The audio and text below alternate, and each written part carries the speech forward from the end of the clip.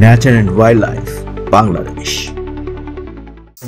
Like, comment ও share করে পাশেই থাকুন। বনের মধ্যে পশু পাখি দেখার প্রাথমিক রুল হলো যতটা সম্ভব চুপচাপ থাকা এবং চোখ কান খোলা রাখা। তাহলে বাংলাদেশের যে কোনো বনে আমরা খুব সহজেই বন্যপ্রাণী দেখতে পাবো। আজ আমরা কথা বলবো সাতছড়ির বড় পুকুর নিয়ে। গহীন বনে বিশেষ করে শীতের মৌসুমে জীবজন্তুর জন্য পানি সংস্থান খুব সংকীর্ণ হয়ে পড়ে। বন্যপ্রাণীর এই পানির চাহিদা মেটাতেই সাতছড়ি জাতীয় উদ্যানে বেশ কিছু পুকুর খনন করা হয়েছে। পানির উদ্দেশ্যে আগত বন্যপ্রাণীগুলোকে এই পুকুরগুলোতে খুব সকালে অথবা বিকালের দিকে বেশি দেখা যায়।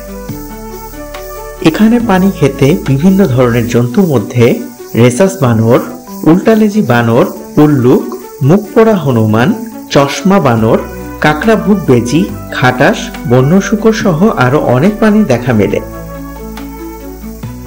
এখানে এই বনে নিরিবিলি পাখি ও বন্যপ্রাণী দেখতে চাইলে রাসেল ও হারিস নামে দুজন পেশাদার গাইড আছেন। ওনাদের সাথে যোগাযোগ করে গেলে আপনারা খুব সহজেই পুরো বনের বন্যপ্রাণী, সাপ ও পাখি ঘুরে দেখতে পারবেন।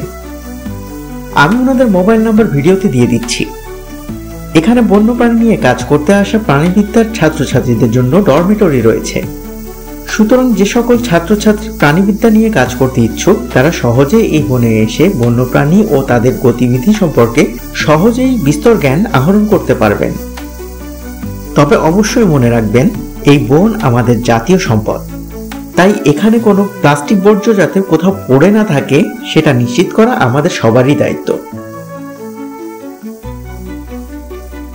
আর সাধারণ মানুষদের বলছি, আপনারা যারা আমাদের ভিডিও দেখে সেখানে যাবেন অবশ্যই বনের পরিবেশ ঠিক রাখতে এবং বন্যপ্রাণীদের বিরক্ত না করতে সেখানে জোরে গান বাজানো, চিল্লাচিল্লি বা জোরে কথা বলা থেকে বিরত থাকবেন। আরো ভিডিও দেখতে চ্যানেলটি সাবস্ক্রাইব করুন।